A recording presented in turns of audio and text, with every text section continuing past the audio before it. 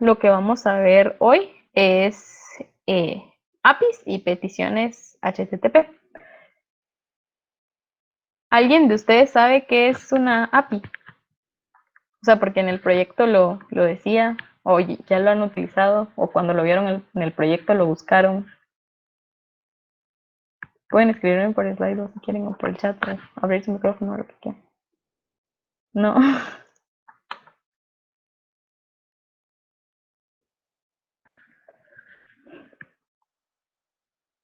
Alguien que tenga alguna idea, si quieren lo pueden escribir por el slide.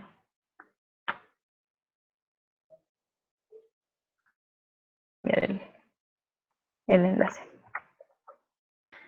¿Alguna idea o lo han escuchado en alguna parte o algo así?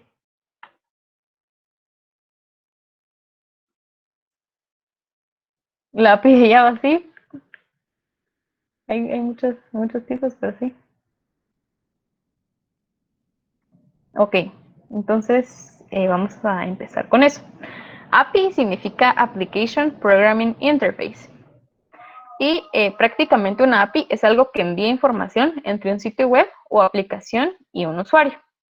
La API es el mensajero que recibe solicitudes y le dice al sistema lo que quiere hacer y luego le devuelve la respuesta. Una API es como una manera de conectar dos partes, o sea, de enviar información entre dos partes. Entonces, bueno, una API normalmente está en línea, por ejemplo, o es información que queremos consultar, pero empezando con un ejemplo sencillo, una API puede ser bueno, creo que eso lo había puesto en la presentación. Una API puede ser como un mesero, por ejemplo. Si nosotros vamos a un restaurante y vemos el menú, entonces nosotros podemos seleccionar un plato del menú, que es el que vamos a pedir. Pero necesitamos algún medio de que esa selección que nosotros hicimos de plato llegue a la cocina, que la cocina haga el plato y que alguien lleve el plato hacia mí. Entonces, eso es lo que hace una API técnicamente y es lo que hace un mesero, ¿verdad? Que un mesero lleva la petición, pues lo que nosotros seleccionamos a la cocina. Entonces, una vez en la cocina, ellos crean un plato y ese plato nos devuelve a nosotros lo que queríamos. Entonces, por ejemplo, aquí podemos ver que el mesero toma la orden, va hacia la cocina, en la cocina espera, le hacen la comida y regresa hacia nosotros ya con la comida hecha. Entonces, bueno, una API es prácticamente esto, o sea, nosotros desde un cliente, normalmente es desde un cliente, enviamos una petición a un servidor, ese servidor hace lo que tiene que hacer y nos retorna una respuesta. Entonces, aplicado en el proyecto, por ejemplo, lo que tenemos que hacer es que la aplicación web, o sea, la aplicación de la página web, tiene que estar consultando información con la API de Python y la API de Python va a evaluar lo que va a hacer o va a verificar qué es lo que se tiene que devolver y nos va a devolver esa información. Por ejemplo, si yo quiero saber qué películas están qué películas tengo guardadas. Entonces, en la API de Python probablemente yo tenga un arreglo. Ese arreglo va a tener las películas. Entonces yo vengo y cuando el usuario entra a la cartelera, yo tengo que mandarle a preguntar a la API qué películas tiene que mostrar. La API va a verificar su arreglo y le va a devolver todas las películas que se tienen que mostrar y ya la página va a saber qué películas mostrar y la información de todas las películas. Porque esa información no la estamos guardando en la página. Eso es lo que no se puede hacer en el proyecto, ¿verdad? Guardar esa información en la página. Toda esa información tiene que estar guardada en la API. Y como pues en la API utilizamos Python, que es más manejable, por ejemplo, entonces desde la API deberíamos hacer todas nuestras consultas, ¿verdad? Todas nuestras funciones deberíamos manejarlas desde la API. No, o sea, no sería eficiente, por ejemplo, que al iniciar sesión le dé todo de usuarios a la página y que la página entre el arreglo de usuarios busque el nombre de usuario y verifique si la contraseña es igual. O sea, no deberíamos, esas funciones no debería hacerlas la página web. Todo eso debería estar hecho en la API. Entonces solo le enviamos un nombre y una contraseña y que nos devuelva si es válido o no es válido. O sea, no que nos devuelva el arreglo para que lo revise y ya diga si es válido, ¿verdad? Entonces, hay muchas APIs que se utilizan normalmente, ya hablando así de para qué se utilizan en la vida real, es por cuando vamos a utilizar como funciones de otras personas, por ejemplo. Entonces, por decirlo así, si ustedes tienen una página web de restaurantes, por ejemplo, entonces, imaginemos que tienen una página que es como Uber Eats. Entonces, ustedes tendrían que mostrarle al usuario un mapa por ejemplo, cómo va su pedido, o de qué ruta va a tomar la persona que le va a entregar. Pero para ese mapa, ustedes no tendrían que, o sea, no tienen por qué salir a ver las calles y a graficar el mapa así tal y como es, o no tienen que hacer lo que Google Maps ya hizo, ¿verdad? Entonces, Google Maps tiene una API y ya nosotros en nuestra página solo consultamos esa API y ya nos devuelve un mapa, una ruta, una coordenada o cualquier cosa que nosotros vayamos a necesitar. Por ejemplo, también el clima. Por ejemplo, si queremos consultar el clima en algún lugar, no tenemos que nosotros hacer nuestras cosas para saber el clima en algún lugar. Alguna empresa o alguna institución del clima ya tiene todo su sistema y tiene una API para consultar el clima en diferentes lugares. Por ejemplo, así como en Android o iOS no hicieron su propio sistema para ver el clima, ¿verdad? Sino que consultan una API para saber lo del clima. O por ejemplo, también hay como los cambios entre monedas. Entonces, seguramente hay una API para consultar los cambios entre monedas. No es como que las páginas que encontramos en internet estén actualizando su cambio, a ver cómo está hoy, entonces lo vamos a actualizar todos los días, ¿verdad? No, seguramente ya hay una API en donde consultamos esa información y ya solo la utilizamos en nuestra página. Entonces, otro gran ejemplo, en este ejemplo solo estamos utilizando información de una página, una institución, una organización, lo que sea, pero por ejemplo los buscadores como de hoteles, que no buscan solo en un hotel, sino en muchos hoteles. Ese buscador de hoteles no tiene por qué tener la base de datos de todos los hoteles, ¿verdad? O sea, si yo entro a un buscador, ese buscador no tiene por qué tener la base de datos de cuántas habitaciones tiene disponibles, de cuál es el precio, de si está disponible esa semana, de para cuántas personas es, por ejemplo, todo eso, sino que cada hotel tendría una API que le retorna esa información y dependiendo del hotel que el cliente seleccione que quiere ver, ya le consultan la información a ese hotel. No tiene por qué tener acceso a la base de datos del hotel como tal, sino solo a la API del hotel y ya utilizan esa información para tenerla en su página. Ok, entonces ya después de que quedamos en lo de la API, perdón, no había visto en el chat, algo así como Siri o Cortana, sí, también utilizan APIs. Y sí, como Trivago, sí, también utilizan. O sea, cada hotel debe tener su propia API que devuelve cierta información y ya en Trivago la colocan como ellos lo consideren, ¿verdad? O si buscan, por ejemplo, precios entre hoteles, consultan a las diferentes APIs y ya dentro de ellos en su página ya comparan, ya colocan como lo que lo quieren poner, ¿verdad? Entonces, para esto, para nosotros crear nuestra API, vamos a utilizar el protocolo HTTP, que es el protocolo de transferencia de hipertexto. O sea, eso es lo que significa, ¿verdad? Hypertext Transfer Protocol. Entonces, es un protocolo, es un conjunto de reglas que determina qué mensajes se pueden intercambiar y qué mensajes son respuestas apropiadas para otros. Entonces, acá utilizamos este protocolo para mandar y recibir información. Y HTTP no es el único protocolo, ¿verdad? Hay muchísimos protocolos.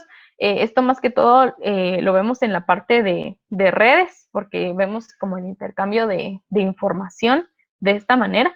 Pero normalmente para las APIs utilizamos el protocolo HTTP, porque si se dan cuenta es lo que, por ejemplo, si en la URL de casi cada página a la que entramos dice HTTP o HTTPS antes. Y es porque utilizamos ese protocolo de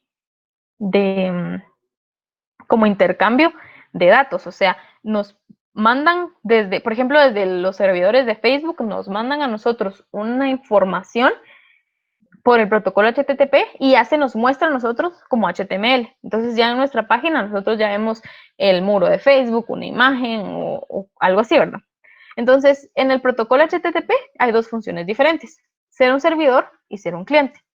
Entonces, en general, el cliente siempre es el que inicia la conversación, o sea, una petición, siempre es el que manda una petición y el servidor responde, o sea, envía la respuesta. Entonces, como pueden ver, acá en pues la mecánica es de esta manera. El cliente envía una petición, el servidor procesa esa petición,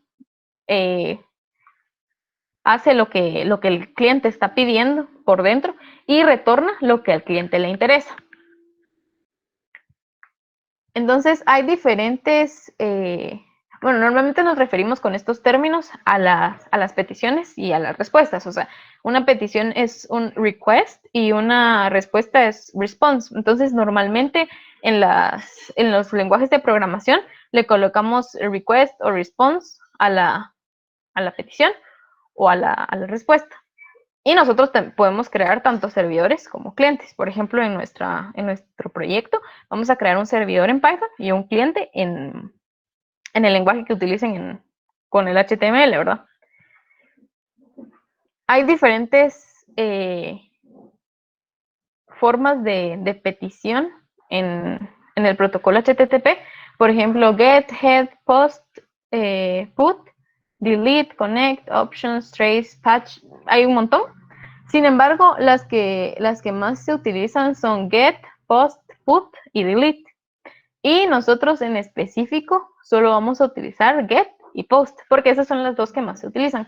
Pero todavía se incluye el put y delete, porque son las operaciones que realizamos en una base de datos o en alguna forma de almacenamiento. O sea, son las operaciones que nosotros podemos realizar sobre algún almacenamiento, que son que es como un CRUD, se dice, o sea, que viene de create, read, update y delete.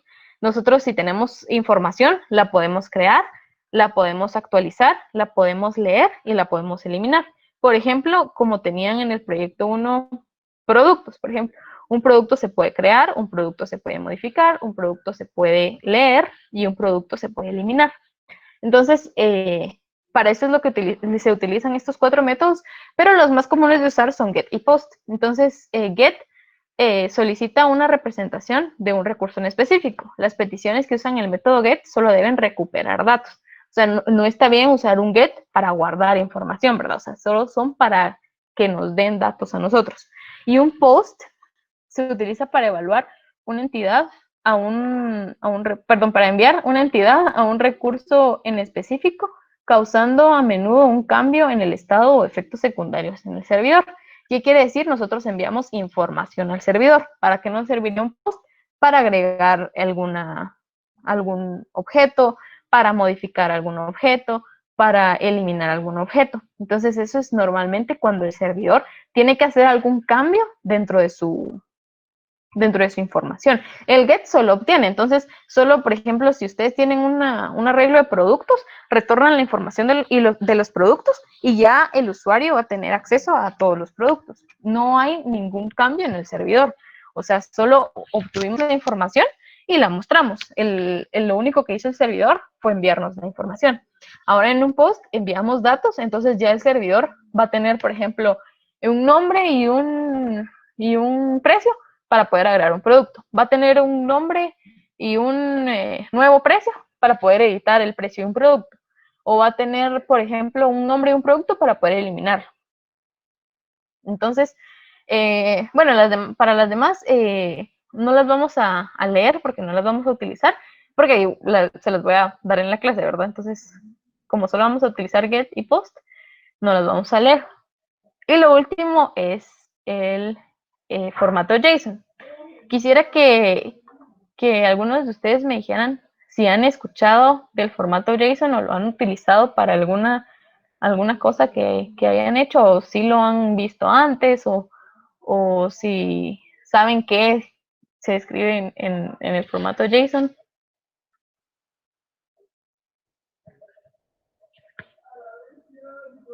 Tampoco.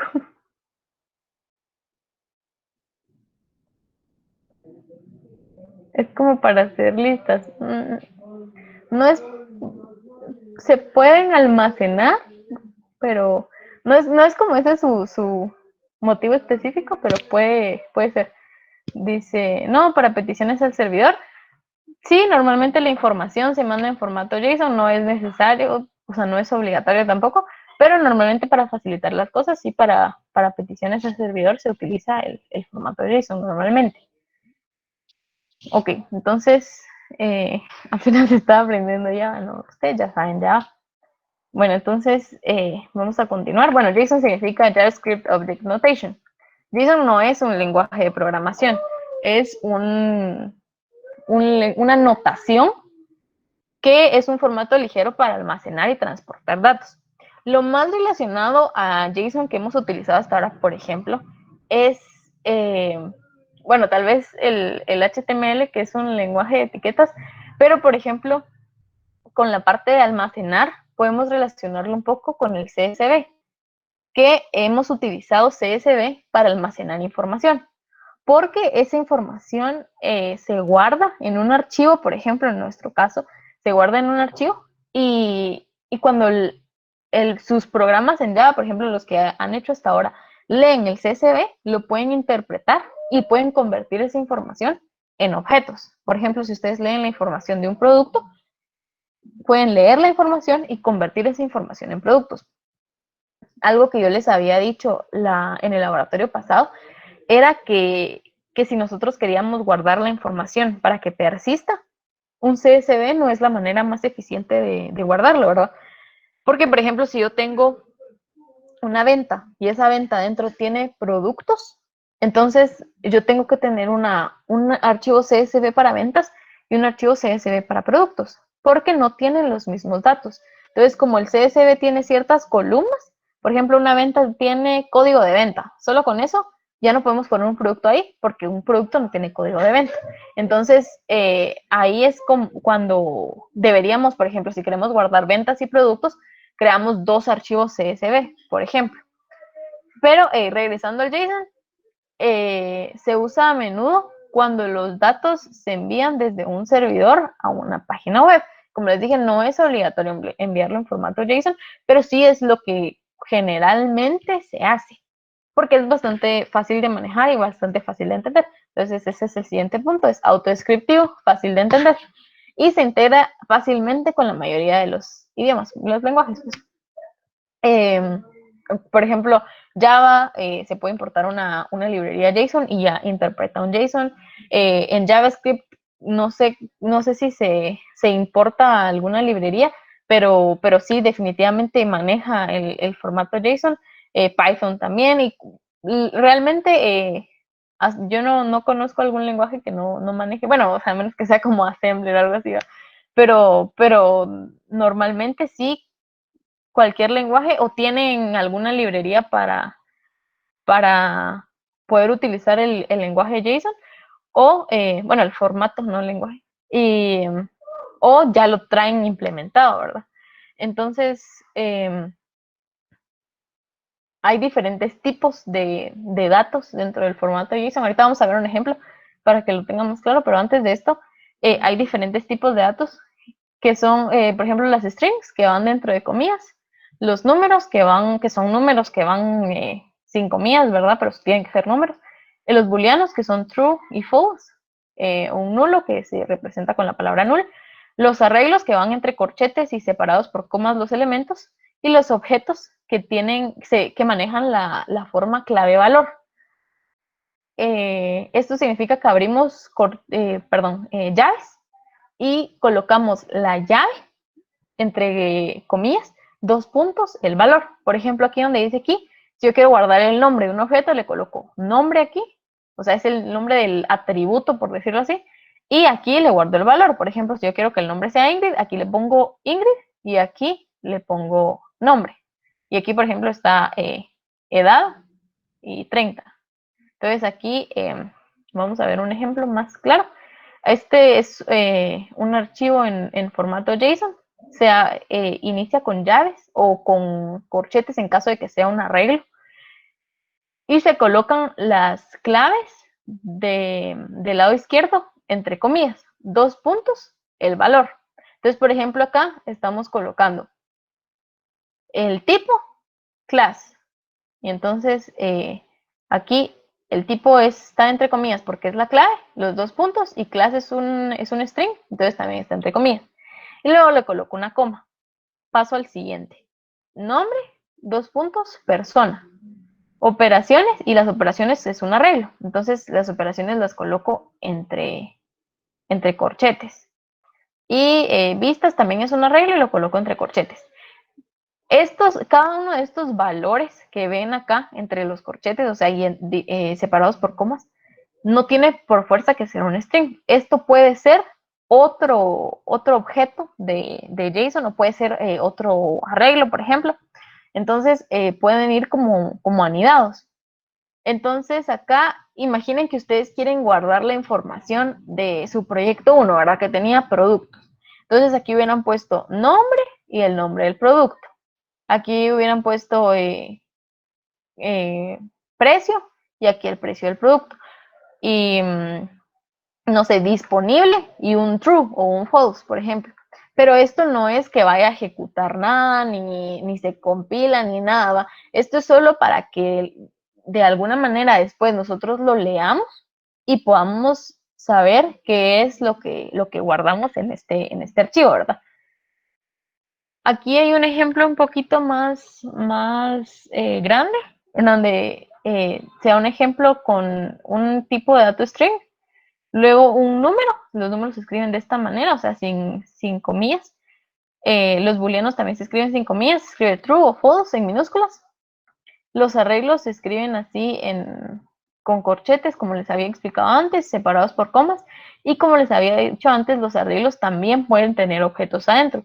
En este caso, por ejemplo, es un arreglo de amigos. Entonces, abro los corchetes y un amigo, o sea, es un objeto. Entonces, abro la llave y un amigo tiene nombre, tiene el número favorito, es programador y este amigo también tiene otros amigos que puede tener otro arreglo. Y así sucesivamente, pues, o sea, para eso lo utilizamos. Entonces, por ejemplo, en el caso de las películas, por ejemplo, nosotros deberíamos enviar un JSON de un lado a otro con el nombre, con la sinopsis, con la URL de la imagen, con la puntuación, con la descripción, por ejemplo. Pero también si queremos enviar un arreglo de películas, podemos colocar desde el inicio a los corchetes. Por ejemplo, en lugar de la llave acá, le colocamos un corchete y ya colocamos adentro, separado por comas, los diferentes objetos de tipo película. Lo vamos a ver un poquito más claro cuando hagamos el ejemplo. Y también adentro de la película, por ejemplo, puede tener las reseñas guardadas, por ejemplo. Entonces, le colocamos reseñas, 2 puntos, y le ponemos un arreglo. Y entre llaves colocamos nombre de usuario, reseña. Y luego cerramos las llaves, coma. Volvemos a abrir, nombre de usuario, reseña. Y así sucesivamente, para poder almacenar la información, o no solo para almacenarla, sino para mostrarla. O sea, imagínense que yo ya tengo guardado eso en mi servidor. Entonces, si le quiero enviar esa información del servidor a la página principal, se lo puedo enviar todo en formato JSON. Y lo fácil de esto es que no tendrían que hacer algo como leer el JSON a mano, ¿va? O sea, como que ir buscando cuando inicie una comida voy a leer este nombre, ¿va? Sino que por eso hay librerías en los diferentes lenguajes para poder leer el JSON y pasarlo a una lista, a un objeto, a un arreglo. Entonces ya automáticamente se convierte. Entonces, si, por ejemplo, si convertimos este JSON a, a, un, a un objeto, por ejemplo, en Python, entonces le colocaríamos, por ejemplo, usuario.name y ya nos daría este atributo, como si lo hubiéramos colocado como atributo, ¿verdad? O sea, no es que nosotros tengamos que leer como tal el texto sino que solo hay formas de que nosotros lo parsemos y ya podamos leer la información que está dentro. Entonces, por ejemplo, si yo coloco user.hobbies, me va a devolver un arreglo con lo que tiene esto adentro. Entonces, por eso es bastante fácil de manejar. Ok. ¿Alguna duda hasta el momento? ¿Es como un diccionario de Python? Sí, es como un diccionario de Python. Cabal, y siento que eso es lo fácil de que utilicen Python porque la parte de los diccionarios ayuda bastante. ¿Qué significaba JSON? JavaScript Notation, JavaScript Object Notation.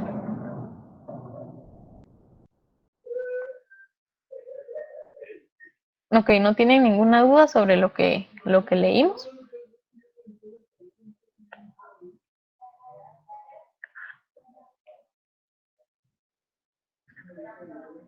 Bueno, entonces lo que vamos a hacer ahorita, les repito, cualquier duda que tengan me la escriben en el slide o activan su micrófono, ¿verdad? Lo que vamos a hacer ahorita es que todos van a crear un repositorio en, en GitHub.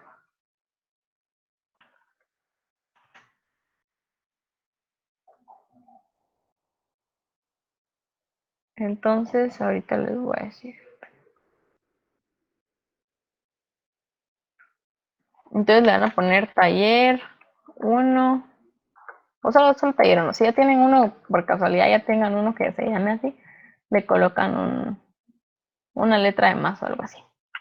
Entonces le van a colocar taller 1 y lo van a hacer público. Les voy a compartir mi pantalla.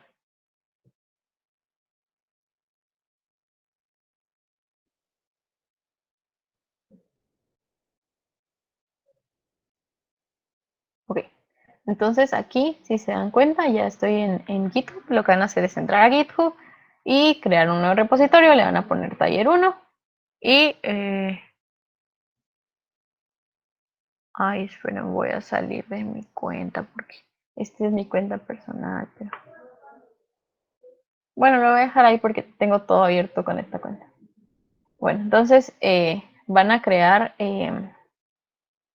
este repositorio público y van a enviar en el chat del Meet el enlace a su repositorio.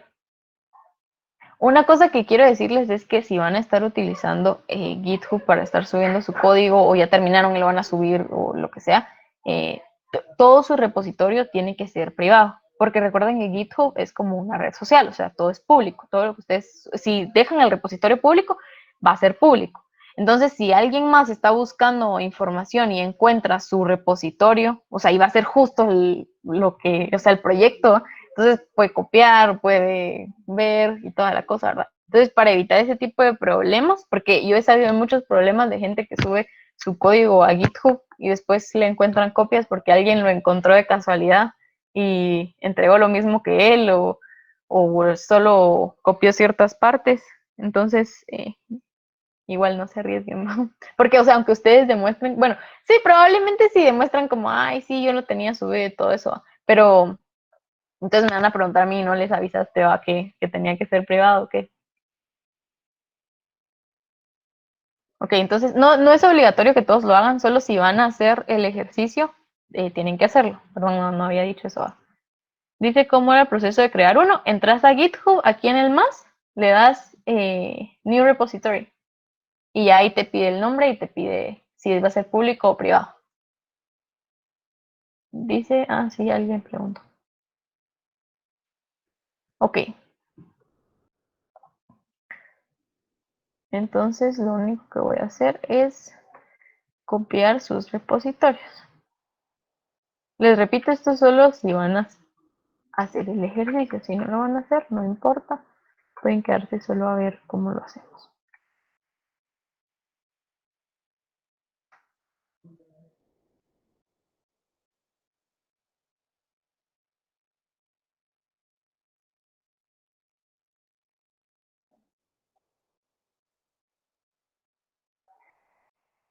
Ok, entonces,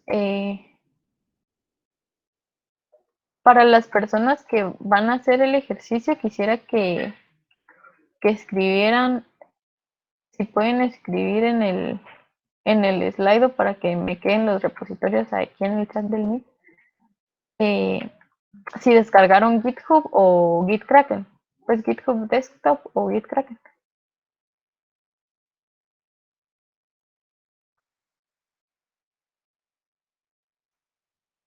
ABS Andrea, puntos menos en el taller que no le puso el 1 al repositorio.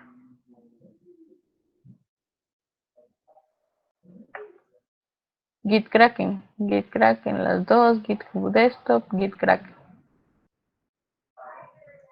Ok.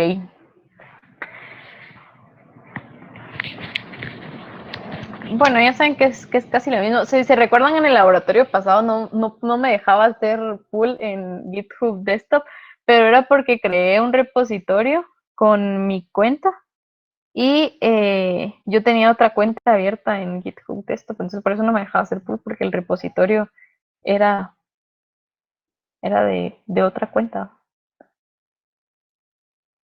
Pero igual funcionan igual. Si van a trabajar de manera colaborativa, yo solo. ¿Se puede solo con la terminal? Sí, también pueden hacerlo solo con la terminal.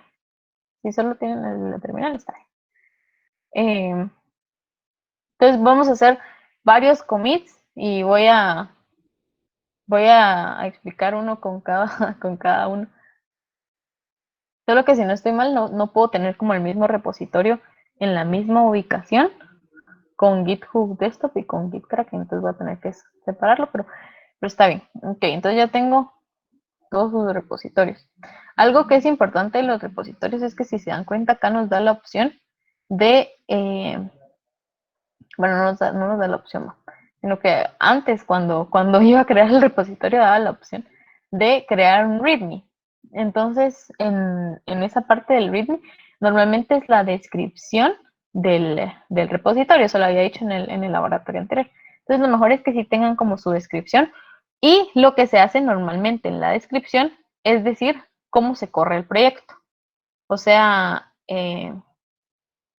por ejemplo, yo utilizo JPlag para verificar las copias. Bueno, casi todos los. Como les dije, GitHub es un lugar muy común para que los software de que sean como open source suban su código. Entonces, aquí está el código de JPlag y acá dice cómo descargar y cómo correr JPlag. Entonces aquí está toda su información. Este es el README, o sea, como primero este es el README. Solo agregan un readme.emd y está en formato Markdown, o sea, es como un formato, aquí creo que lo podemos ver, que se usan como hashtags para los títulos y ciertos símbolos. No sé si en física han usado látex, o sea, no se parece mucho, pero es la idea, ¿va? Como que es como cierto formato para darle al texto. Entonces, esto está en formato Markdown y aquí está como toda su información. Pero, por ejemplo, ustedes en su proyecto pueden decir como, la aplicación se corre abriendo una terminal y colocando Python app.py o se corre en el puerto tal o lo que sea. Entonces, porque, pues, o sea, ahora se recuerdan, pero después tal vez no. Pueden revisar el código, pero tal vez hay algo extra que hacer. Bueno, entonces acá yo voy a hacer esto de setup in desktop y voy a abrirlo en GitHub Desktop. Ese es el primero que vamos a utilizar.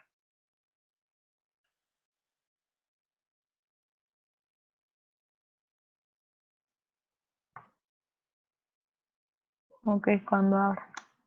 Va. Entonces también descargaron, pero voy a ver en dónde lo estoy colocando.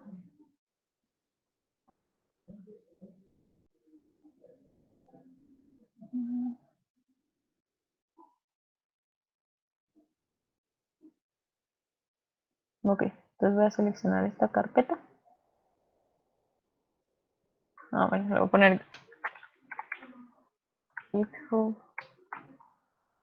Desktop. Desde aquí adentro lo voy a seleccionar y aquí se va a clonar. Entonces le doy clone y ya está clonando el repositorio. Ya está clonado. Si yo me meto a mis carpetas, entonces lo voy a agrandar para que no vean. Si yo me meto a mis carpetas, entonces acá, ya en donde yo lo coloqué, tengo no, aquí, este no es el GitHub Desktop y aquí taller, y ya tengo la carpeta que me indica que es el repositorio de Git, ¿verdad? O sea, acá tengo que ir haciendo mis cambios. Entonces, bueno, no sé si todos tienen Visual Studio Code o supongo que tienen alguna forma de escribir Python y probarlo. Y la otra cosa que les había dicho que descargaran es Postman. Entonces, si se dan cuenta, Postman prácticamente nos sirve para realizar peticiones HTTP. Entonces, si yo le doy acá un más, me va a aparecer una forma de hacer una petición. Acá, si yo le presiono el get, están las formas de petición, los tipos de petición que habíamos visto en la parte teórica. Está get, post, put, patch, todos los que vimos. Pero los que vamos a estar utilizando es el get y el post. Entonces, por ejemplo, si yo acá meto que obtenga google.com, por ejemplo, lo que me va a devolver acá es el contenido HTML de Google, por ejemplo. Entonces, eso es lo que vamos a estar utilizando. Solo que acá estamos consultando a Google y nosotros vamos a consultar a nuestra API. Entonces, voy a eliminar esto. Las peticiones se pueden guardar, ¿no? Entonces, no. Bueno, entonces, todos tienen que clonar su repositorio. Entonces, bueno, ya les enseñé cómo se clonaba en GitHub Desktop. Creo que escribí mal GitHub. No, sí lo escribí. Bueno, entonces ahora vamos a abrir GitKraken.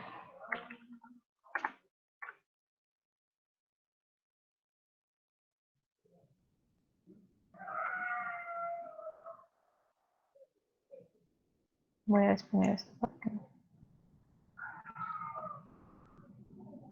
¿Dónde le diste? Perdón. Acá aparece una opción de Setup in Desktop. Entonces ahí presionad para poder abrirlo en GitHub y ya solo seleccionas la carpeta en donde querés que se guarde ese repositorio o esa carpeta que se llama taller. Entonces, acá, esto es lo que habíamos visto la semana pasada. Ok. Aquí en GitKraken le van a dar file y bueno, aquí donde dice New Tab, tiene como un panel de inicio y aquí dice Clone Repo, pero si no, igual aquí en File y aquí dice Clone Repo también.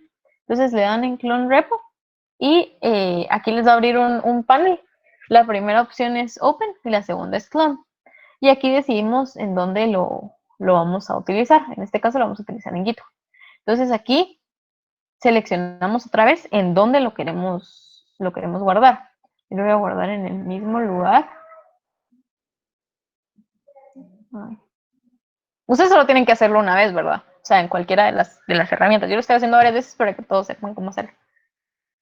Y bueno, acá voy a clicar el Kraken. Entonces, aquí lo voy a abrir y buscamos el repositorio que quiero. El mío se llama taller 1. aquí está, Tiger 1. Entonces ya lo va a clonar con este nombre. Le damos clone repo. Y open now. Y dice que si queremos tener un commit inicial, porque tiene que tener un commit inicial para ser abierto. Entonces yo voy a darle que sí, que lo inicialice. Entonces ya dice que es que hizo el commit inicial, ¿verdad? Y esto es solo para que pueda abrir, y lo que se crea es un readme. O sea, eso es lo que crea. Bueno, entonces acá ya tenemos las dos herramientas. Y por último lo que vamos a hacer es usar Git. Entonces aquí yo le voy a dar clic derecho y supongo que los que descargaron Git lo que tienen es Git Bash. Entonces da clic derecho y ahí dice Git Bash. Bueno, esperen, no vi si alguien tenía preguntas de Git, creo que. No, ¿verdad? No hay problema con los que tenían que clonar en Git Kraken. Bueno, igual si no, cualquier cosa me interrumpen o me escriben ahí en el slide. Entonces, acá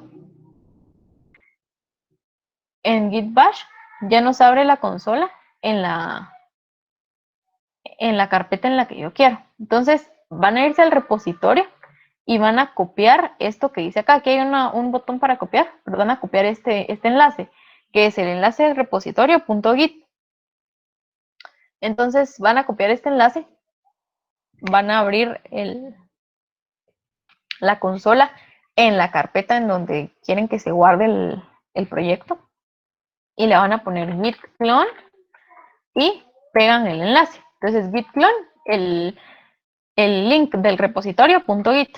Le doy enter y ahí lo está clonando, ¿verdad? Entonces, solo me pone un warning que cloné un repositorio vacío, pero me colocó acá en la carpeta vacía.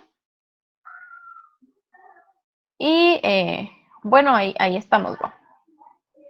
Entonces aquí ya tendríamos que tener clonado cualquiera de las cosas que descargaron, tendrían que tener clonado el repositorio en su computadora. Entonces ya ustedes ya trabajan sobre el que quieran trabajar. Entonces yo voy a empezar trabajando en Git Kraken. Solo voy a colocar acá.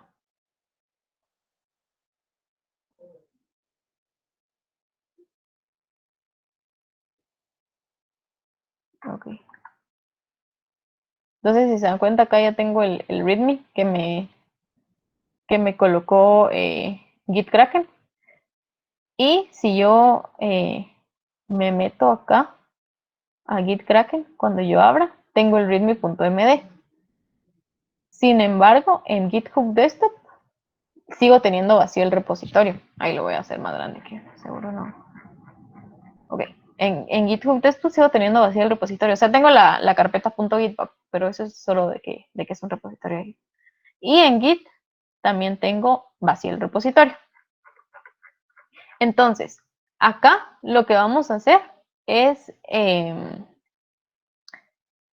jalar los cambios, o sea, que se dice pull, los cambios de que ya están aquí subidos a GitHub, porque yo los subí con Git Kraken, o sea, porque le di push. Eso lo vamos a ver más adelante, pero ahorita le di push porque ya tenía guardado el commit inicial. Entonces, para hacer pull en GitHub Desktop, aquí hay una opción de repository y no sé por qué no me deja hacer pull otra vez.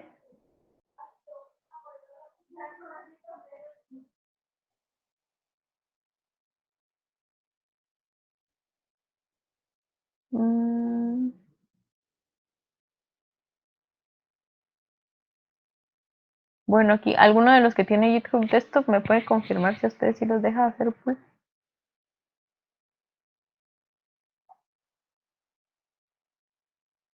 Porque yo recordaba que es que no sé si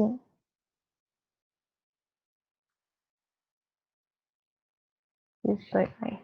Me sale. Voy a cerrar sesión. Bueno, vamos a pasar al de Git para avanzar un poco. Entonces, aquí tengo el de Git. Si se dan cuenta, también está vacío.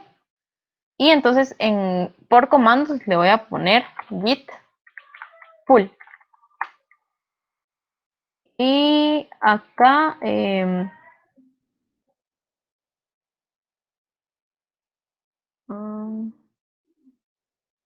bueno, supongo que Git.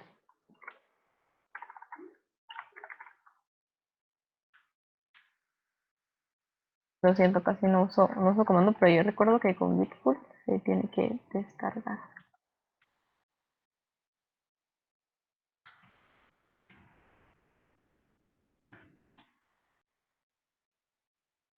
Mm,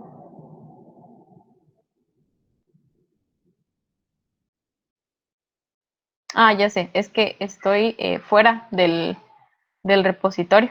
O sea, estoy en la carpeta Git y tenía que meterme a la carpeta taller 1. Entonces le dan cd taller 1 y aquí ya le dan Git pull.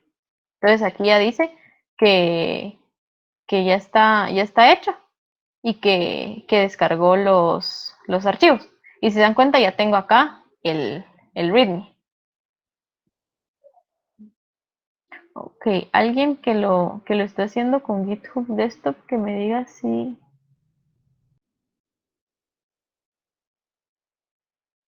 Es que no sé si.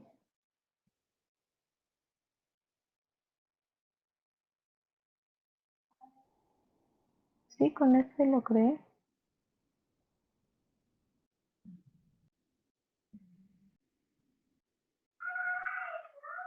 Ahí está. Entonces, no había seleccionado la rama, perdón. Entonces, tienen que seleccionar qué es la rama master. O sea, ahorita solo vamos a usar una rama. Entonces, ya le dan pull. Y ahí va a actualizar. Y ya en nuestro proyecto de GitHub Desktop vamos a tener lo mismo. O sea, ya está actualizado. En este caso, ustedes no tienen que darle pull, ¿verdad? Porque no hay ningún cambio que hayan hecho desde otra parte. Pero esto es lo que pasa cuando hacemos un cambio desde alguna otra parte. Bueno, entonces, eh, por el momento voy a trabajar en GitKraken primero. Entonces, voy a abrir el proyecto de GitKraken en Visual Studio Code. No sé si todos descargaron Visual Studio Code, pero igual abrir un proyecto es prácticamente lo mismo en cualquier lugar, ¿verdad? Entonces le dan Open Folder y abren el proyecto. Entran hasta el último, ¿verdad? Entonces seleccionar carpeta. Y aquí si se dan cuenta lo único que me aparece es el taller, el README, ¿verdad? Ok. Entonces, acá podemos crear cualquier archivo .py. Lo que vamos a utilizar es Python ahorita. Podemos crear cualquier archivo .py, pero normalmente las aplicaciones de Python inician con el app.py, o sea, con un archivo app.py. Entonces vamos a crear un archivo acá que se llame app.py. Y todos vamos a imprimir un hola mundo para probar que esté funcionando. Entonces le doy run aquí en la en el triangulito este verde que está acá. Y en caso de que no estén usando Visual Studio Code, bueno, supongo que saben de qué manera se corre en el que ustedes estén utilizando, pero si no, escriben Python y el nombre del archivo. O sea, tienen que abrir la consola justo en la carpeta y escribir Python app.py. O sea, Python espacio app.py. Y ya nos tiene que imprimir el hola mundo. Si se dan cuenta que está el hola mundo. Entonces quisiera saber si a todos les imprime para ver que todos tengan instalado Python bien y todo eso. Sí, sí, ok. Bueno,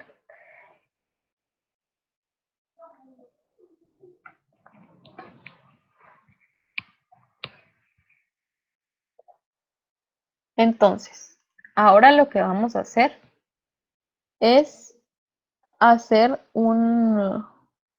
empezar a hacer nuestra API o nuestro servidor.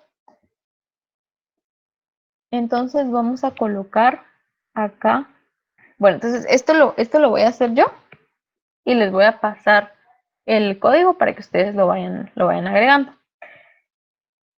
Acá yo no voy a instalar nada de lo que importe, porque yo seguramente ya lo tengo instalado. Pero,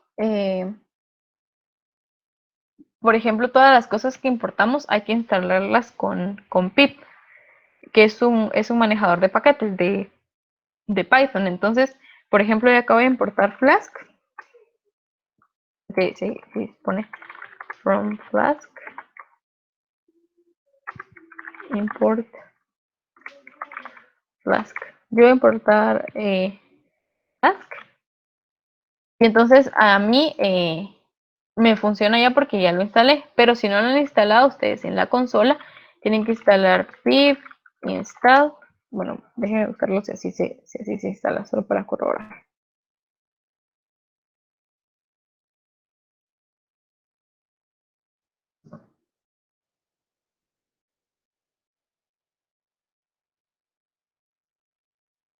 Ah, sí, cabrón, sí, normal. Entonces, le dan pip install Flask y ahí va a empezar a cargar los archivos de Flask, pero el mío dice requirement already satisfied porque ya lo tengo.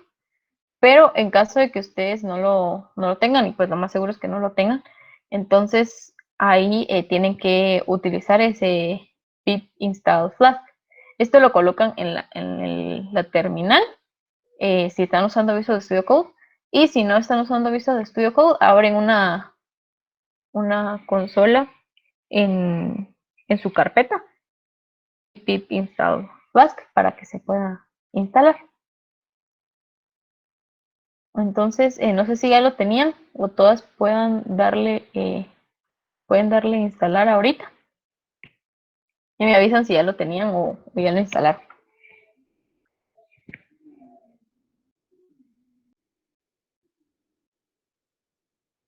Ya lo tenía, ok. Va. Entonces, de acá no solo voy a importar Flask, sino que también voy a importar algunas otras cosas que me sirven para las peticiones y para el JSON. Si no está mal, se instala desde acá. Entonces voy a instalar también request, perdón, y JSONify. Entonces,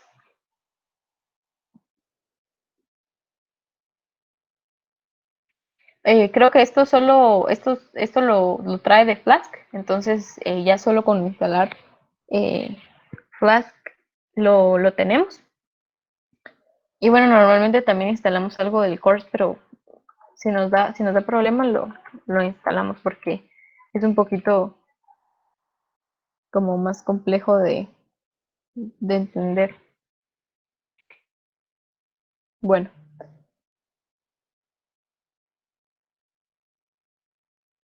también aparte de todo, voy a importar un JSON. Así, import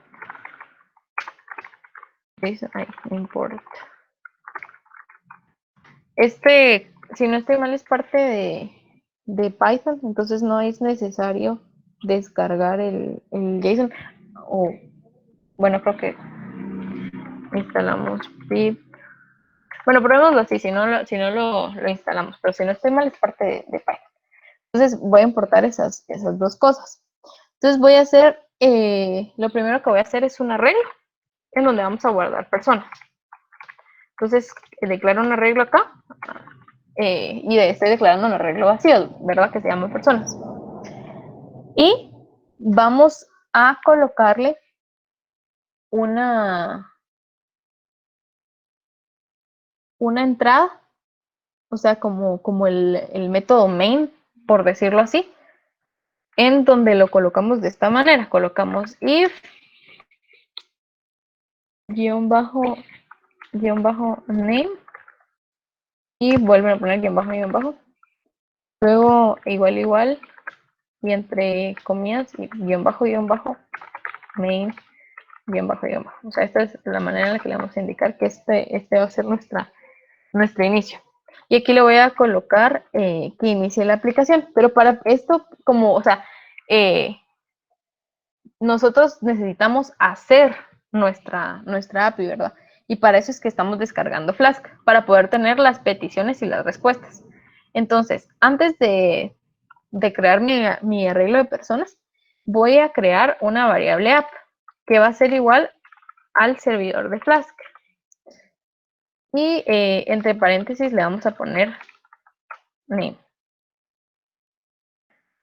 Entonces aquí ya estoy creando mi aplicación y aquí la voy a correr. O sea, le doy app.run. Entonces, app.run.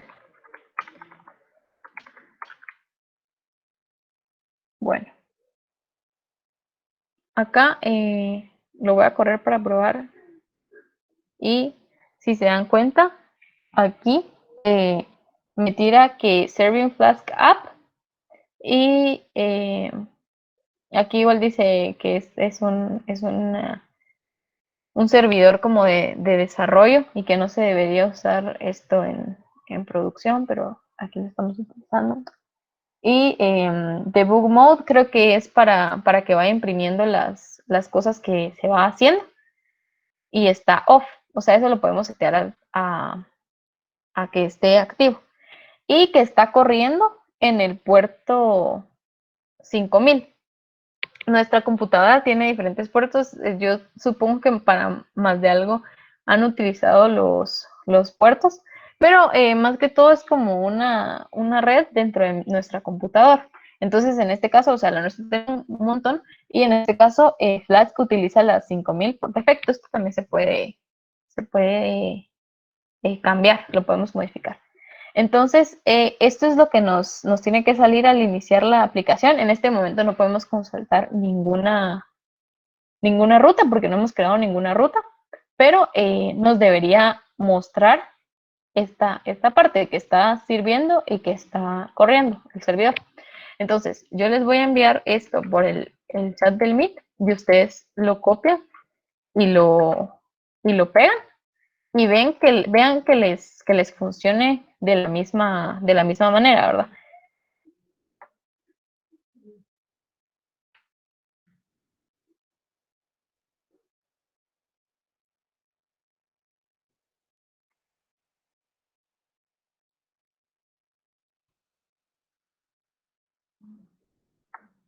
Ay, no, como que lo puse muy grande.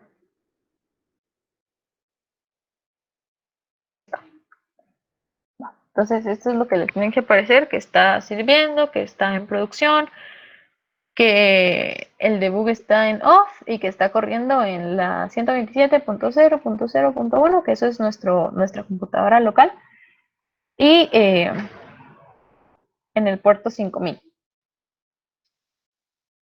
Ya, todos los que vieron, en Python se utiliza el mismo método. No. O sea, podemos utilizarlo porque es como sabemos programar, pero, o sea, sí lo podemos utilizar como tal, pero no es como el objetivo, así como en Java de clases y atributos y todo eso.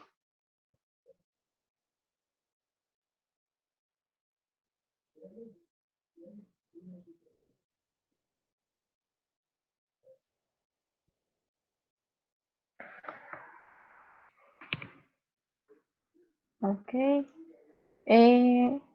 A todos los que están probando, les corrió esta parte, o si a alguien no le ha corrido aún, dentro del run es que se elige el puerto y se puede poner el debug on. Sí, cabal dentro del run, ahí le colocamos. También le podemos poner en dónde va a correr, como el host, que es la aplicación. Es que toda esta parte de redes la vamos a ver más a fondo en el laboratorio, porque no me puedo detener como a hablar de puertos, de las IP, pero sí saben que nuestra computadora tiene una dirección IP que por defecto nuestra computadora tiene una dirección IP Y también aparte, como si estamos conectados al Wi-Fi, por ejemplo,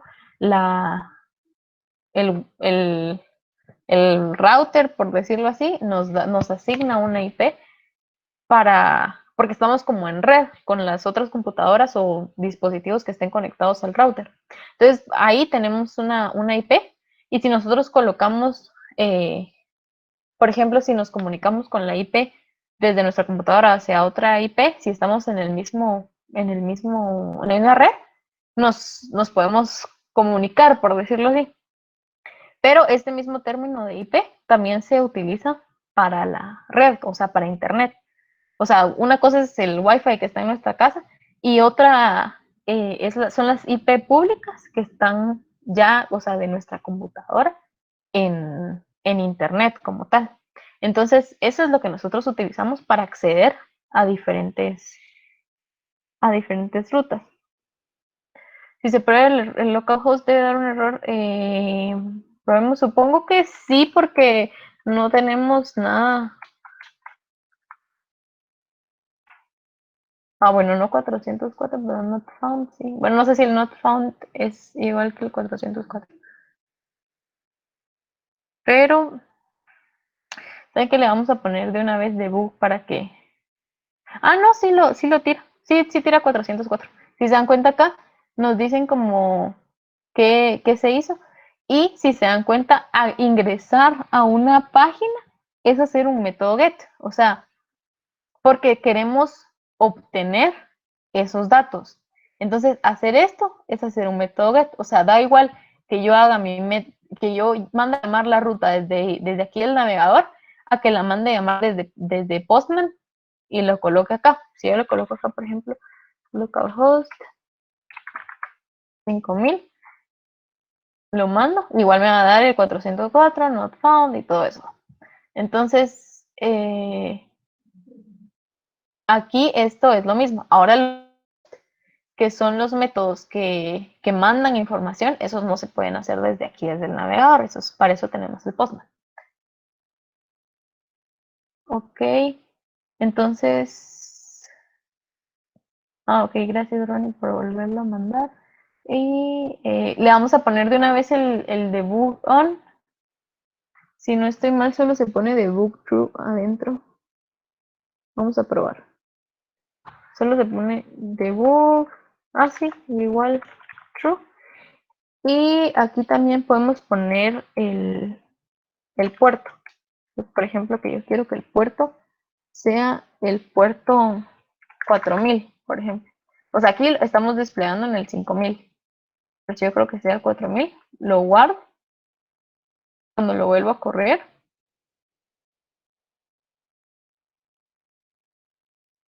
Es que aquí el true y false es en mayúscula. Entonces aquí sí, ya. Lo vuelvo a correr. Lo vuelvo a correr. Y ya me parece que está sirviendo en el 4000. Les voy a volver a mandar esto. Recuerden la tabulación, porque si no, no funciona bien. Y le colocan el debug en true para que podamos ver todas las impresiones. Igual eso no es obligatorio, ¿verdad? Con el app.run está bien, pero así le vemos cómo cambiarle de puerto, porque por defecto trae el 5000, pero también podemos cambiarlo nosotros. Con los puertos a veces, o sea, hay cierto rango de puertos que se puede usar y todo eso, ¿verdad? Normalmente es como de 1000, va entre 3000, 4000, el 7000, pero hay unos que no se pueden utilizar. Yo normalmente utilizo 3000, 4000 o 5000. Pero y cada uno tiene como su función, va, pero bueno, entonces si a todos les funcionó hasta ahorita, hasta lo que llevamos, vamos a pasar a hacer la primera ruta. Si se dan cuenta acá, esto funciona a través de las rutas que tenemos aquí en nuestra URL o los enlaces que nos dan. Entonces, esto funciona como en las carpetas. Por ejemplo, si yo acá presiono aquí, Esto está separado por diagonales y está como cada carpeta dentro de cada carpeta y todo eso. Entonces así funciona. Y nosotros vamos intercambiando entre rutas, que por ejemplo aquí taller 1 es una carpeta, pero dentro de nuestra aplicación, para lo que vamos a utilizar cada diagonal es para indicar cierta funcionalidad, o sea, cierto método. Entonces nos coloca ciertas rutas. Yo supongo que de eso se pudieron haber dado cuenta cuando hicimos la tarea 2, que era en HTML, que la ruta iba cambiando. O sea, si ustedes tenían un index, era solo si ustedes tenían una página que se llamaba página.html, cuando entraban a esa página estaba toda la ruta diagonal página.html. Entonces así es como funciona. Pero aquí utilizamos las rutas para cierta funcionalidad. Por ejemplo, si yo le doy diagonal usuarios, que me devuelva los usuarios. Si yo le doy diagonal eliminar, que me elimine algo, por ejemplo.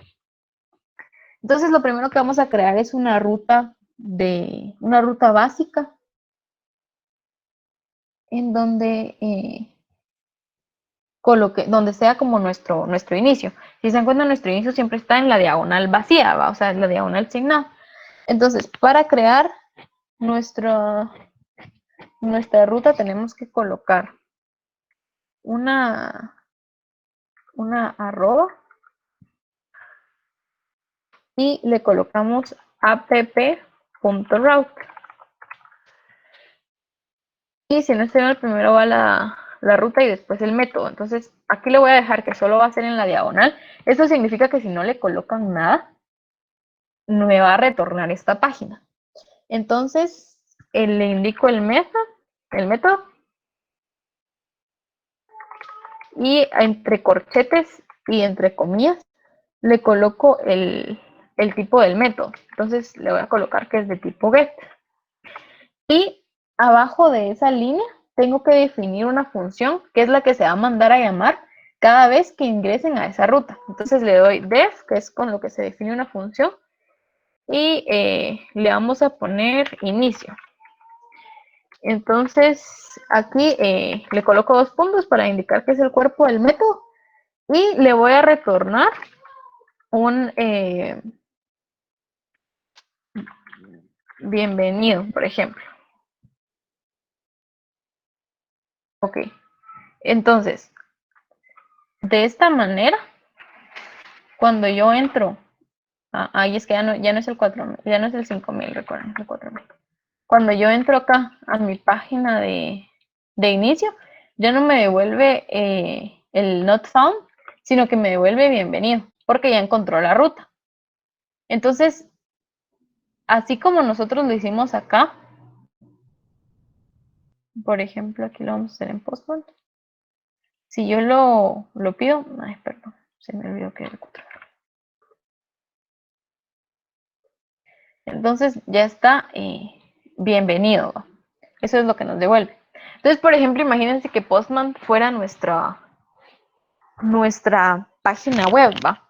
Si yo obtengo el 4000 y me dice bienvenido, es porque el servidor está levantado, ¿va? Entonces yo pongo como si la respuesta es igual a bienvenido, entonces mostrar el servidor está levantado. Si no, mostrar el servidor generó un error o el servidor no está levantado, cualquier cosa. Porque si, o sea, aquí si se dan cuenta el servidor está corriendo. Pero si yo le doy control C para que pare y vuelvo a hacerlo, ya no me va a funcionar porque el servidor no está levantado. O sea, esto no va a funcionar.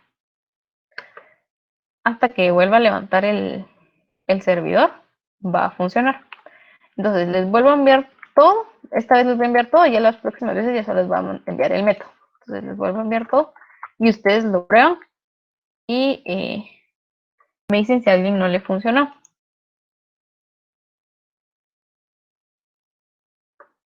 Si se dan acá, nuestra IP la colocamos con localhost, porque es nuestra IP local. También podemos haber puesto la que dice acá, que es el 127.0.0.1, porque esa IP indica que es mi IP. Ah, bueno, aquí no lo tengo levantado, pero puedo levantar. esa IP indica que es mi computadora. Y por ejemplo, si yo coloco ipconfig, no sé, juntos separados. Okay.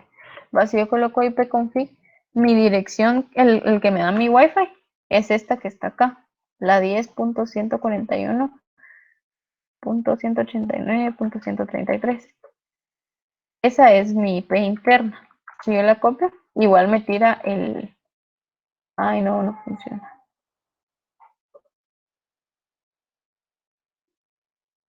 Bueno, se supone que como es mi IP interna. Ah, es que no funciona, supongo. Porque solo corren las... Si le colocamos que funcione en cualquier IP, le colocamos 0.0.0.0. Entonces ahí debería funcionarnos, ahí está, en cualquier IP. Porque si no le colocamos eso, solo funciona en localhost y solo funciona en la 127.0.0.1. Y obviamente esto no nos funciona en internet, o sea, si ustedes colocan mi IP en su URL no les va a funcionar, ¿verdad? Porque no está en la nube, está solo dentro de mi casa. Si yo abro otra computadora en mi casa y alguien coloca esta ruta, sí les va a funcionar, porque estoy usando mi IP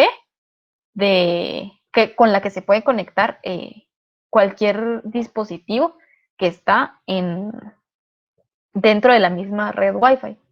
Entonces, ustedes pueden hacer, ya cuando estén probando solitos, pueden hacer la prueba, colocar su IP acá. O sea, primero para eso tienen que colocarle a la app.run que el host sea 0.0.0.0. Esto está indicando que puede entrar cualquier URL. Y eso es bastante necesario en el proyecto, o sea, que le coloquen que el host es 0.0.0.0 porque ustedes no saben la IP del usuario. Entonces, así lo deja acceder desde cualquier parte, porque como va a estar en la nube, si no lo hacen así, deberían tener que aceptar cada IP posible de la que se puede conectar. Imagínense si Facebook pusiera cada IP o sea, que sea posible conectarse. ¿O? Entonces, esta acepta cualquiera. Y ustedes pueden hacer la prueba y desplegar la API así como la tenemos, correrla. Y si lo prueban en su navegador, funciona. Y si prueban esta misma ruta, por ejemplo, en su teléfono y están en la misma red, debería funcionarles también, porque están en la misma red Wi-Fi, entonces sí se conecta, ¿verdad? Ok. ¿Alguien tuvo problemas con lo que acabamos de correr?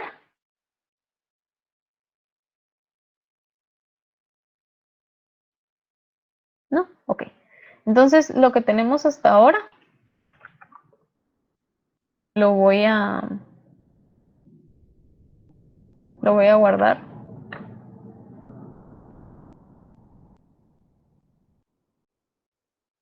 Bueno, entonces aquí, por ejemplo, en GitKraken, ustedes pueden ver que dice One File Change in Working Directory. Le dan View File y si se dan cuenta me dice que agregué el app.py. Entonces yo le voy a dar Stage File y aquí en Summary me pide del commit.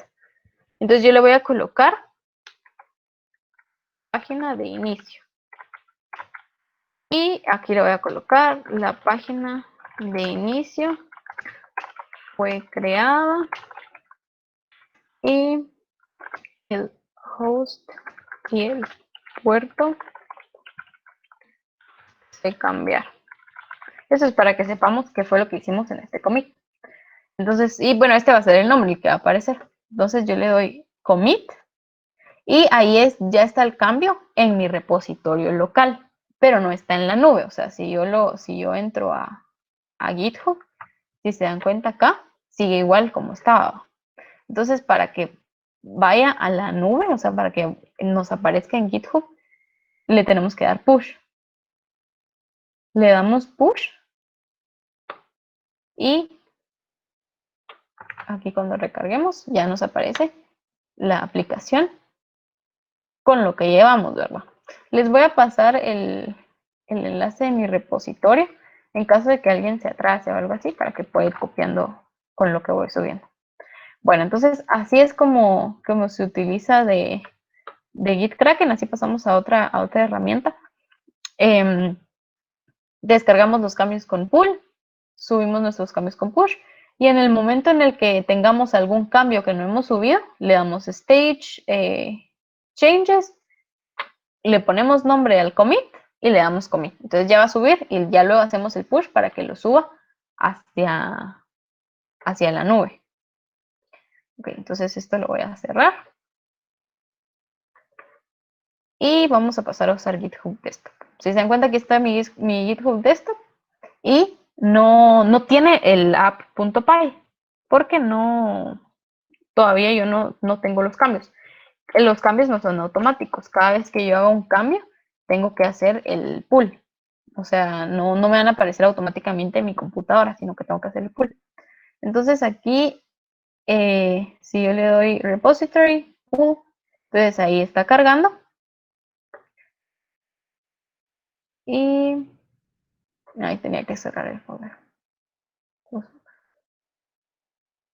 Y aquí cuando yo abra esto, abro el de GitHub Desktop y selecciono esta carpeta. Y si se dan cuenta ya me aparece el app.py. O sea, esto no lo había hecho en esta carpeta, pero ya me lo puso porque yo actualicé el repositorio y me descargó los cambios. Entonces ya tengo la aplicación actualizada. Entonces vamos a pasar a hacer otra ruta, pero esta de tipo, bueno, lo vamos a hacer de tipo, bueno, sí, de post. Entonces, acá, bueno, aquí copié lo mismo que tenía aquí y le voy a poner diagonal, agregar. En lugar de get, va a ser un post. Y aquí le voy a poner agregar persona.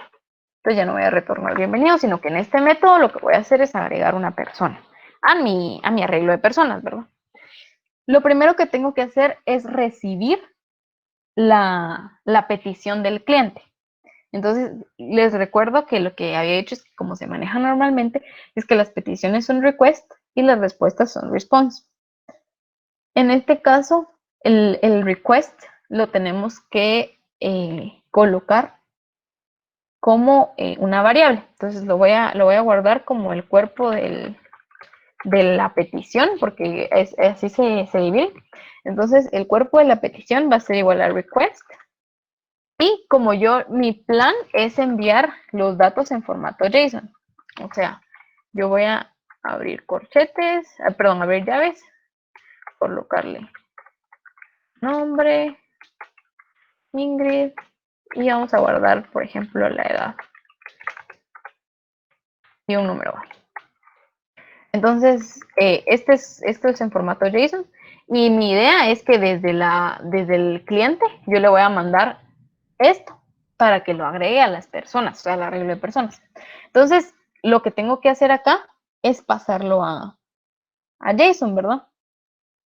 Entonces aquí le coloco .getJSON, creo yo.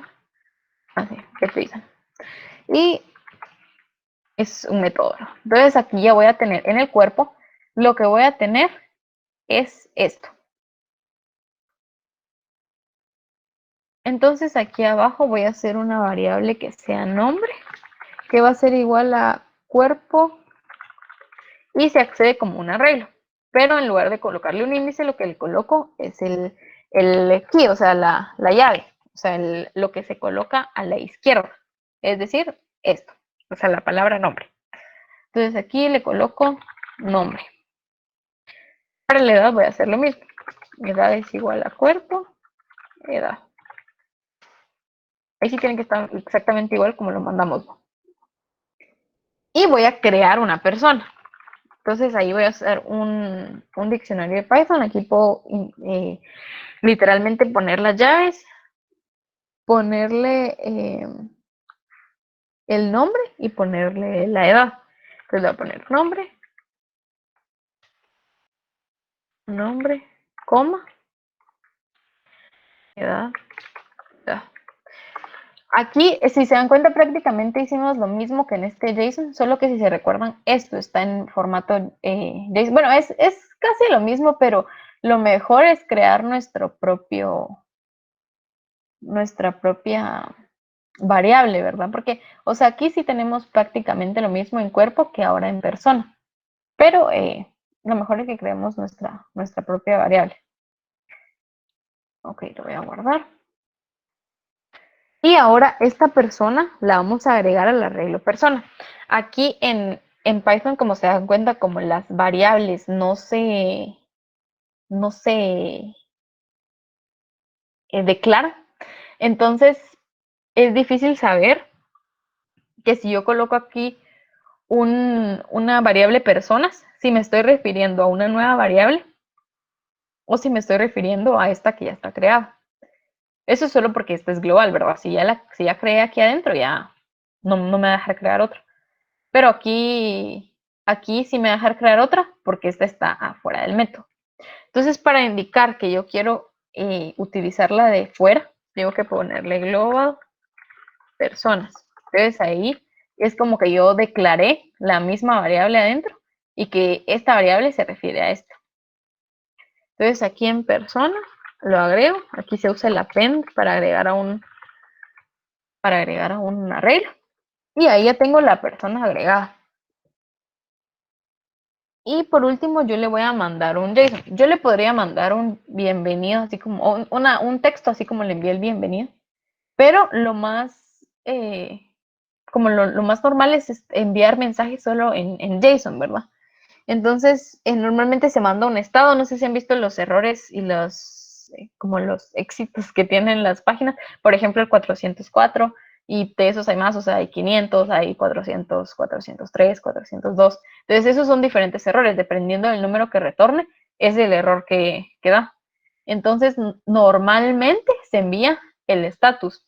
Y el estatus es el numerito que me retorna. Y cuando es un success, o sea, cuando es como que sí fue exitoso el envío y todo, es el número 200. Entonces, eso ya es como estandarizado, o sea, ya los navegadores lo colocan.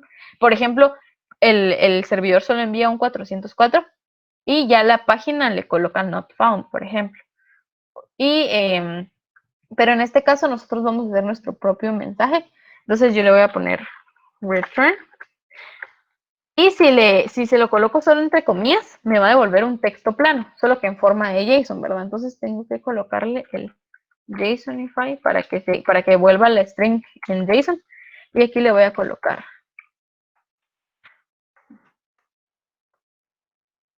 Lo voy a colocar entre. Bueno, no, perdón. ¿Sí? Voy a colocar mensaje y agregado correctamente. Ok. Entonces, si se dan cuenta, acá ya tenemos un método para agregar personas a nuestro arreglo. Pero ¿cómo vamos a verificar que las personas están agregando si no tenemos ninguna ruta para acceder a los que ya están en el arreglo? Entonces voy a volver a copiar el método de inicio.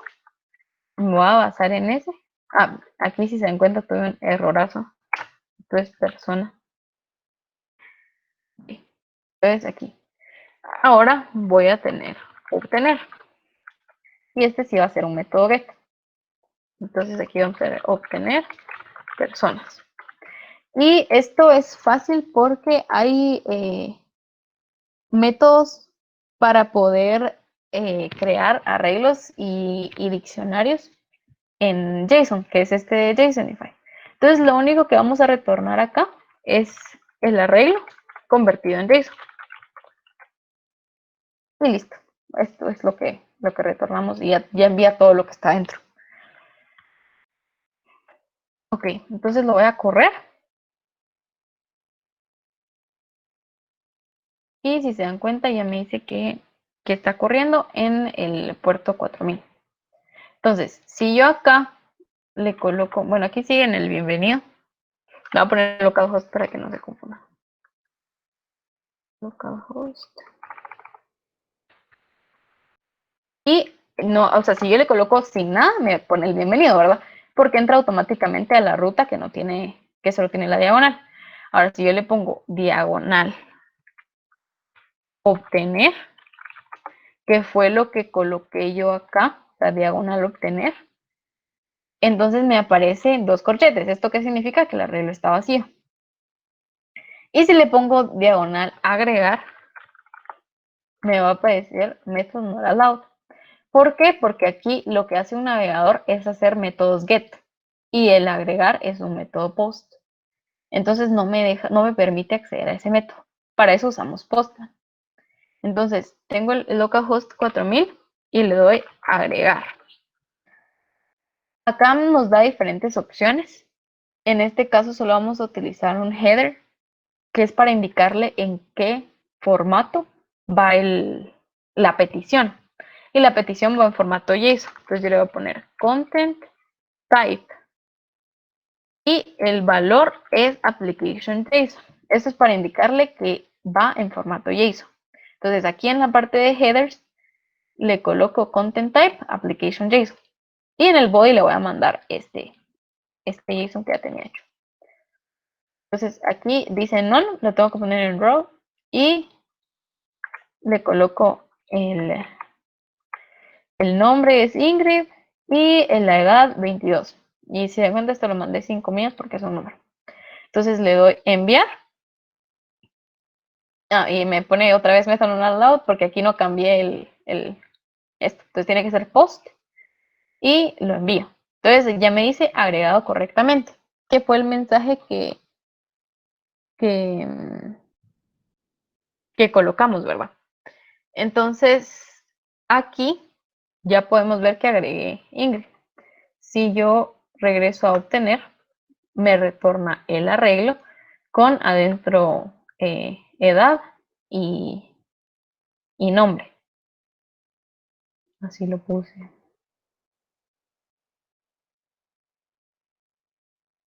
No, bueno. Pero supongo que de alguna manera lo debe ordenar. Por ejemplo, acá puedo mandar uno, le vamos a poner Alejandro. Y 25. Entonces me dice agregado correctamente. Si le vuelvo a dar a obtener, ya me aparecen los dos. Y por ejemplo, aquí en Postman puedo agregar otro y colocarle localhost y el 4, no, perdón, el estanque 4000, sí, diagonal obtener. Entonces esto es lo mismo que colocarlo en el navegador. Le doy send y me retorna lo mismo que acá. Ok, entonces vamos a ver si hay dudas. No, entonces yo voy a mandarles estos dos métodos y ustedes los van a probar a ver si les funciona. Se los voy a enviar por el chat y también le voy a hacer commit. Entonces aquí yo estaba probando GitHub esto, perdón. Entonces aquí si se dan cuenta me detecta automáticamente que cambió un archivo. ¿Qué fue lo que cambió? Que todas estas líneas se agregaron, no estaban. Entonces yo lo selecciono y le digo que voy a subirlo. Entonces voy a ponerle agregar y obtener. Y crearon los métodos agregar y obtener. Y de igual manera le doy commit to master. A mí se me hace que para trabajar solo GitHub Desktop es como más bonito y como más intuitivo tal vez. Entonces aquí se le da commit to master y le damos push origin. O sea, así como le dimos en GitKraken commit y luego push, aquí le damos push origin o aquí en el repositorio le damos push también. Entonces le doy push origin y ahí está cargando y ya lo cargó. Entonces acá ya en Postman colocaste application, perdón, en Postman yo coloqué en los headers.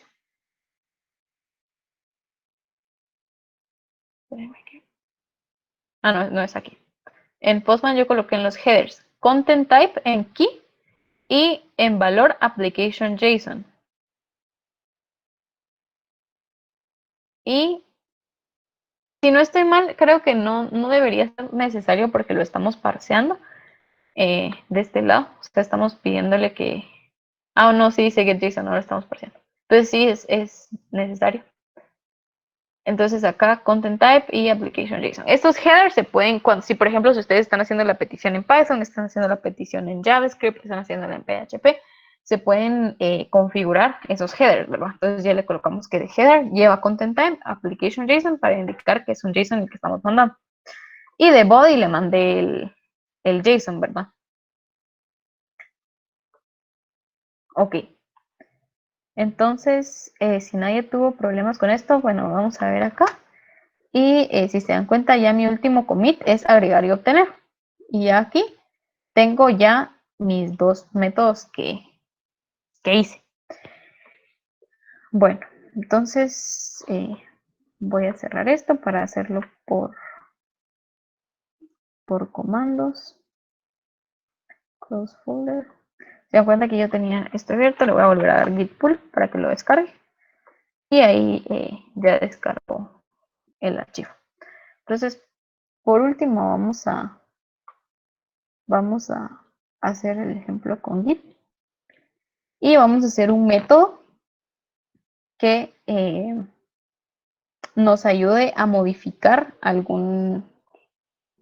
alguna persona, o sea, algún dato de alguna persona. Entonces yo voy a copiar esas tres líneas del método de agregar. Y aquí en lugar de agregar, le voy a poner modificar. También va a ser un post, porque yo le voy a mandar archivos. Y en lugar de agregar persona, al método le voy a poner modificar persona. Y de cuerpo igual recibo el request.getJSON. Aquí le voy a mandar tres atributos. Primero el nombre actual del usuario. Entonces le pongo cuerpo entre corchetes nombre. Y después le voy a poner el nuevo nombre y la nueva edad, o sea, lo que quiero modificar. Entonces, new nombre, cuerpo. Igual le voy a poner ahí new nombre y new edad igual a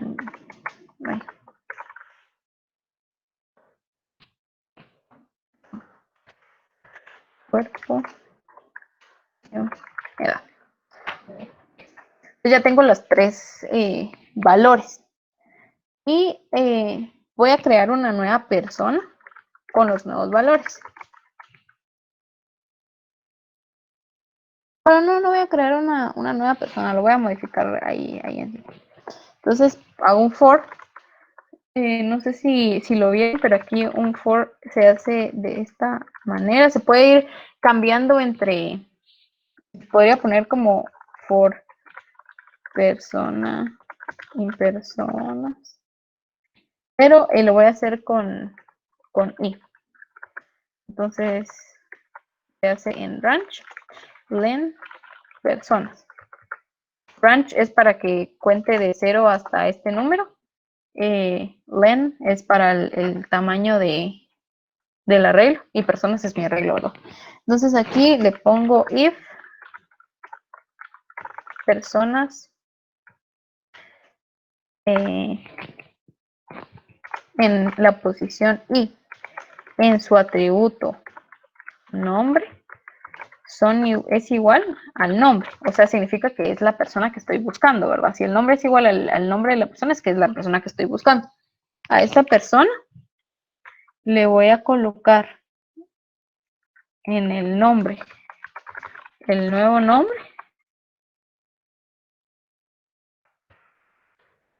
y en la edad la nueva edad.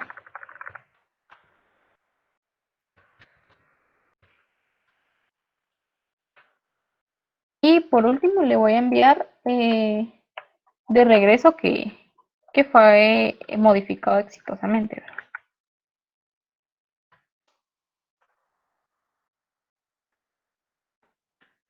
Pues aquí, modificar. Modificado correctamente. Ok. Y para hacerlo de una vez, voy a hacer el eliminar de una vez. Entonces, voy a copiar bueno, voy a copiar estas primeras 4 líneas, porque es lo mismo, ¿verdad? Solo aquí le voy a poner eliminar. Es un método post. Aquí le tengo que cambiar el nombre, eliminar. Igual recibo el cuerpo, recibo el nombre. Solo voy a pedir el nombre para eliminar el que se llame así. Igual, bueno, algo que me faltó en el de arriba, creo, fue el persona. Bueno, esto se usa más cuando se va a asignar, ¿verdad? Porque aquí no estoy asignando, entonces no necesito. O sea, sino de dónde va a sacar este regla. Pero cuando voy a asignar, sí se necesita usar el global para indicar que no es una nueva variable. O sea, por ejemplo, si hay otra variable nombre que es global, le pondría aquí global nombre, porque aquí estoy asignando una y está creándome una nueva variable que se llama nombre. Entonces, si no quiero que me cree una, sino que lo que quiero es que utilice la que ya creé antes, entonces ahí se le pongo global. Aquí no era necesario. Entonces, bueno, aquí en el nombre, igual global personas, y voy a hacer lo mismo.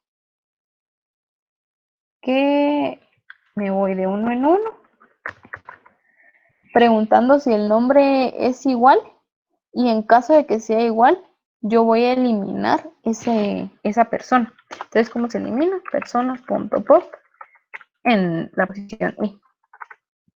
Y retorno, ¿verdad? Retorno eliminado correctamente.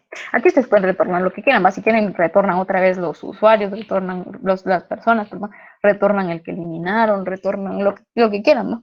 Yo quiero retornar el mensaje que le quiero mostrar al usuario. Entonces, acá ya lo terminamos, lo voy a probar. Y bueno, me dice que ya está corriendo. Obviamente cuando terminamos la ejecución, se borran los registros. Entonces, voy a volver a mandar que dice Alejandro. Vamos a poner otra vez Ingrid.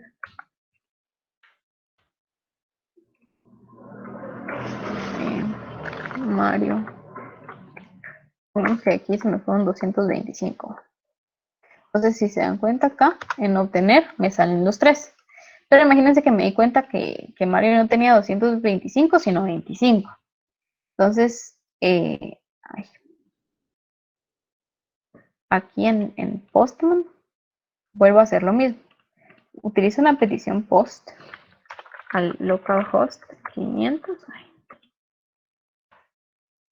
localhost, perdón, 400, diagonal, modificar. Y en headers lo mismo, le coloco el content type,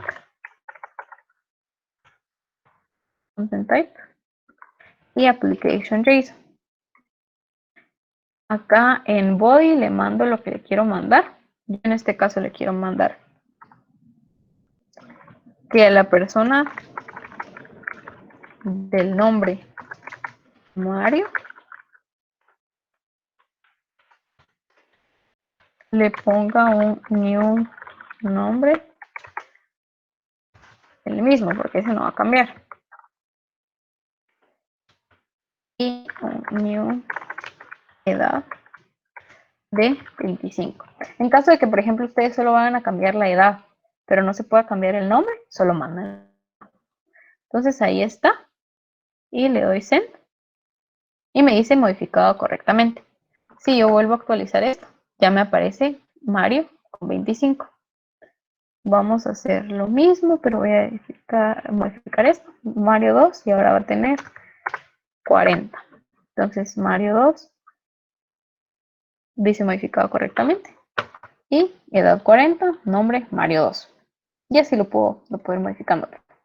Y por último vamos a hacer un delete. A este solo se le manda el nombre, por ejemplo, voy a empezar el mismo. Solo se desea eliminar. Igual es lo mismo, solo que aquí le voy a borrar. Eliminar. Entonces elimino el que tenga el nombre Alejandro. Entonces lo envío. Y... Uy, me dio un problema en el... Supongo que me tiene que decir acá.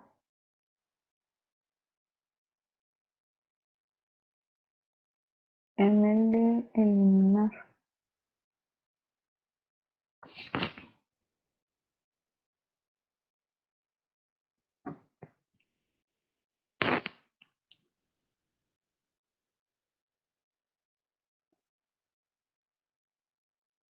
Pues según está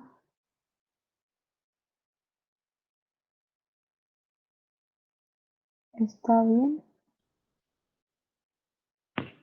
No sé si alguien ve algún error que haya tenido. Segundo, yo el range no llega hasta el último, sino hasta el...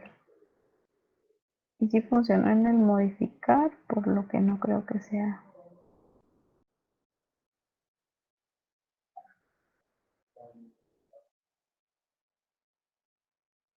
Bueno, no sé por qué no funcionó.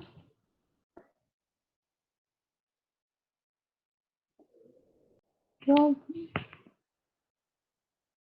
veo que todo está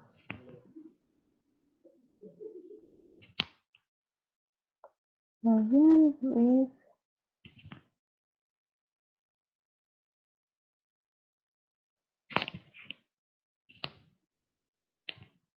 Y el método es post.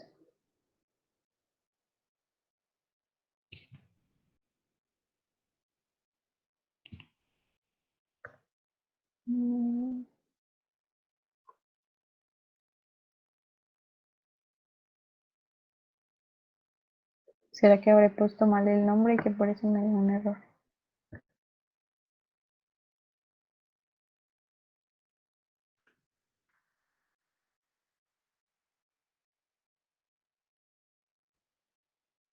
No, sí estaba bien.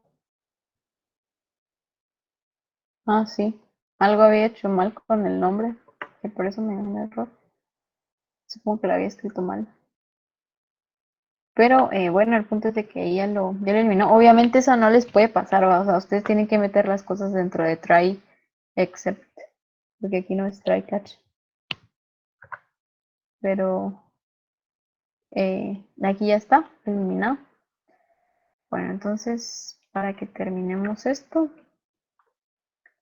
se los voy a enviar y lo prueban. Y por último, vamos a estos cambios que hice, los vamos a subir, pero en la consola, ¿verdad? O sea, en la consola de Git. Entonces, acá tengo que darle Git status. Y me va a decir cuáles fueron los cambios que tengo que no están en Git. Entonces dice modified app.py, que modifique la aplicación, perdón, el archivo app.py. Entonces agrego esos cambios. Git add y le doy un punto para que me agregue todos. Entonces ahí ya me agregó todos y ya solo le doy git commit -m y aquí le pongo el nombre del commit. Entonces le voy a poner modificar y eliminar.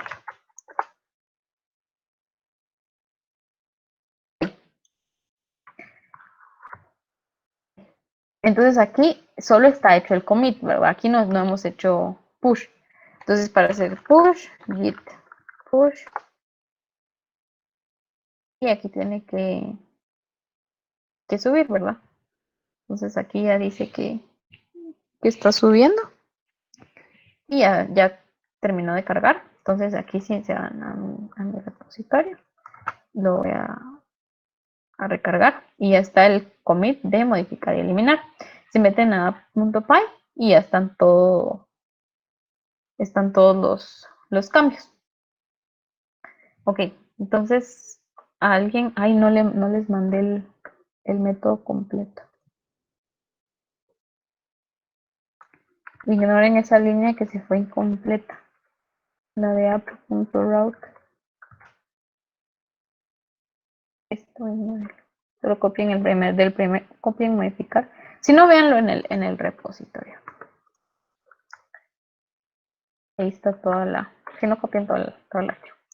Entonces, ¿tienen alguna duda de lo que hicimos? ¿Algo que no les haya funcionado o algo que no entendieron por qué se hizo? La verdad es bastante sencillo, es ir haciendo métodos.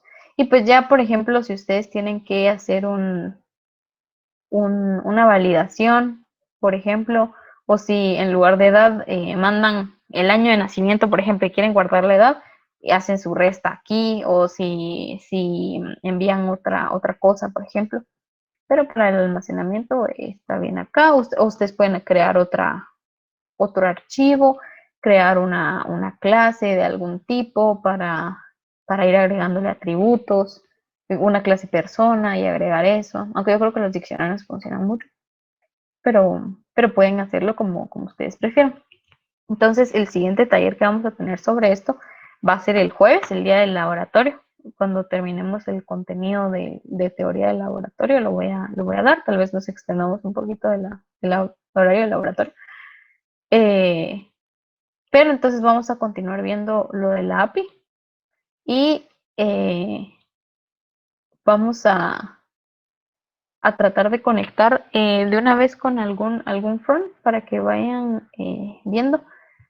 Pero yo les aconsejaría que traten de hacer sus rutas, o sea, que piensen en las funcionalidades del proyecto y digan, bueno, yo necesito una ruta para agregar películas, necesito una ruta para editar, necesito una ruta para eliminar, necesito una ruta para verlas, para que me retorne el JSON con las películas, necesito una para agregar un usuario, para verificar si el usuario ya existe o no. Entonces, todo lo que ustedes saben que se necesita del proyecto, si aún no saben cómo consumir la API, solo hagan esta parte y vayan probándola con Postman. Entonces, ya que tengan todo eso, ya consumirlo en la parte del front va a ser muy fácil, ¿verdad? Entonces, ¿alguien tiene alguna duda, algo que no les haya salido?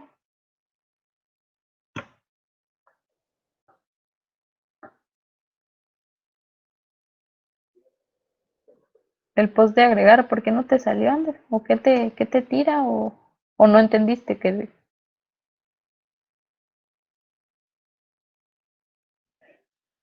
contanos tus problemas?